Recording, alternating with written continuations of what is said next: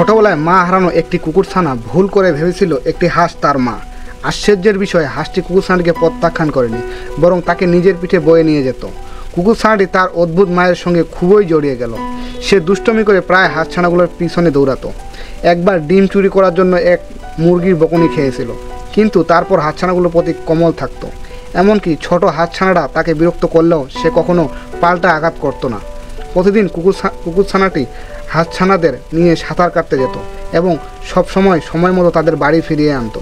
যদি কোনো হাঁসছানা হারিয়ে যেত, সে তাকে খুঁজে নিয়ে বাড়ি ফিরিয়ে নিয়ে আসতো।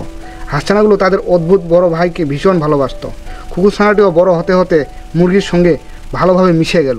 যে হাঁস মা তাকে লালন পালন করেছিল তার প্রতি সে গভীর কৃতজ্ঞ ছিল। অনেক দিন পর কুকুরছানাটি নিজেরও বাচ্চা হলো, আর ছোট ছোট ছানাগুলো স্বাভাবিকভাবেই হাঁসছানাদের দেখাশোনার দায়িত্ব নিল। এভাবেই একটি হৃদয় ছোঁয়ার সম্পর্ক চলতে থাকলো।